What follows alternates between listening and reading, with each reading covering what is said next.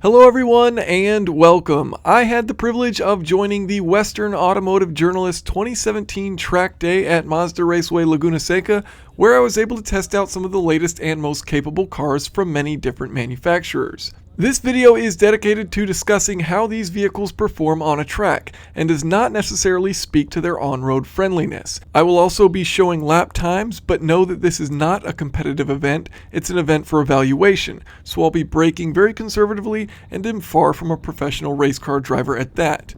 There are plenty of variables that affect the lap times, including traffic from other drivers, whether the tires and brakes were cold, warm, or too hot once I got out on the track from the previous driver, and of course my own skill level. So, disclaimers aside, we'll discuss 4 of the cars that I was most impressed by on the track, and then 4 of the cars where my expectations were quite different than how I actually felt driving them on the track. My most enjoyable drive of the day was in the Alfa Romeo Giulia 4-leaf Clover version. And I do promise that I don't consider this the best purely because it's the newest and perhaps the most exotic car here.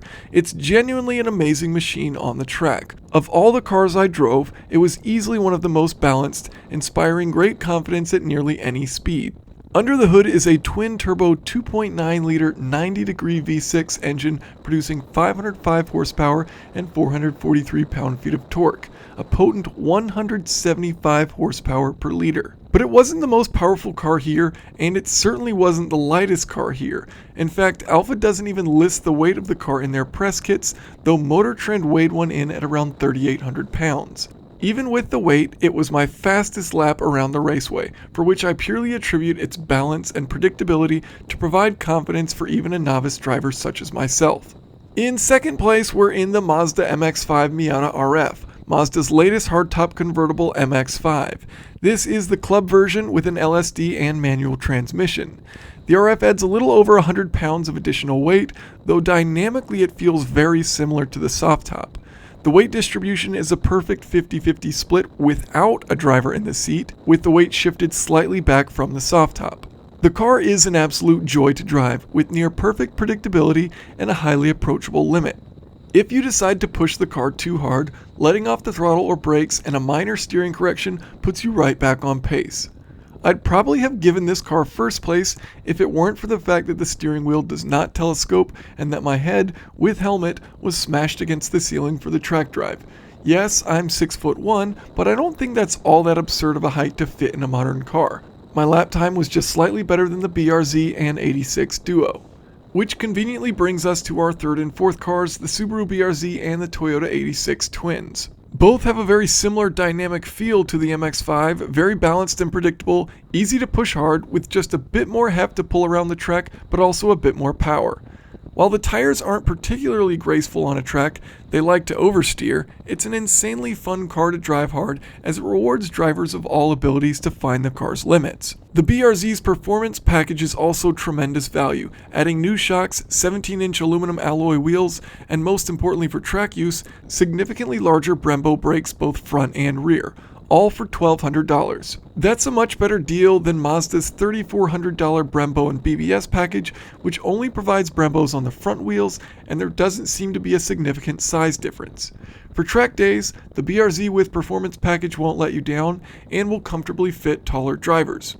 But perhaps the best thing about the 86 BRZ Duo is the steering feel. On track, the tight steering ratio rewards those who drive with precision and prevents your arms from crossing over in tight turns. For a modern vehicle, it provides some of the most valuable feedback through the steering wheel to your hands, and is part of what makes this car so easy and enjoyable to drive hard. There were, however, several cars which my expectations were far from reality on. The Jaguar F-Type SVR, Dodge Challenger TA, Fiat 124 Abarth Spyder, and the Lexus LC500. Having driven the Jaguar F-Type SVR on the road, it is absolutely one of the most thrilling vehicles I've ever been in. That's why I was a bit surprised to not have quite the same feeling about it while driving on the track. It's not that it's not fun, it definitely is, but it's not the most well-behaved vehicle on the track, which is part of what I found exciting about it on the road. The balance is a bit twitchy, and the rear end never fully commits to a corner, even with all-wheel drive. On top of which, if you're too quick with your throttle application, the shock load of acceleration bounces up and down the driveline, kind of similar to driving a manual transmission car in first gear at super low speeds and letting on and off the throttle, just not quite as exaggerated. The car is absolutely phenomenal. It simply feels much better suited for the road than the track, which is fine since that's probably where most will be spending their time. The Dodge Challenger TA392, on the other hand, was surprisingly impressive. Every time I enter one of these cars, and I've driven numerous Challengers, I'm always expecting it to behave like a boat, the way the specs make it seem like it will. And yet every time I exit the car feeling quite impressed by how well behaved it is. With a 485 horsepower 6.4 liter V8 engine, 6 piston Brembos up front and 4 piston Brembos in the rear, a revised suspension geometry, and 275mm wide Pirelli performance tires, the car is actually quite at home lapping around a circuit.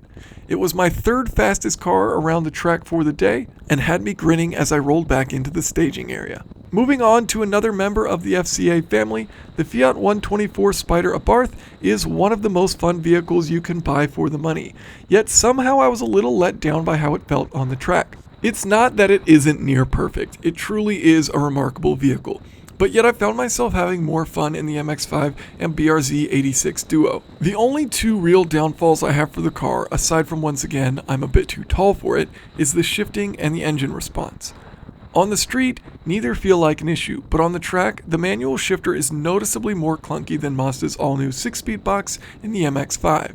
Again, fine for the street, but just doesn't feel quite as smooth on the track. And as far as the engine, waiting for the tiny 1.4 liter engine to crank the boost all the way to 22 psi is a noticeable time delay. Don't think I'm saying it's not one of the best vehicles out here, and for the money, it's not even a question. But while I expected greatness from the rave reviews of this car on and off the track, I still left feeling like the MX5 was the better buy. Now, as mentioned in a previous video, which I'll link in the description, I found the Lexus LC500 a bit of a disappointment, especially in comparison to the cheaper and significantly lighter Lexus GSF. Yes, the GSF is an F car and as such is better geared for a track. But if we're all being honest, Lexus's lineup in general doesn't make track machines, and the GSF is a luxury sedan far before it's a sports car. But not only does the GSF have the performance to take on the LC500, it's an amazing ride on the street as well, all at a lower price point.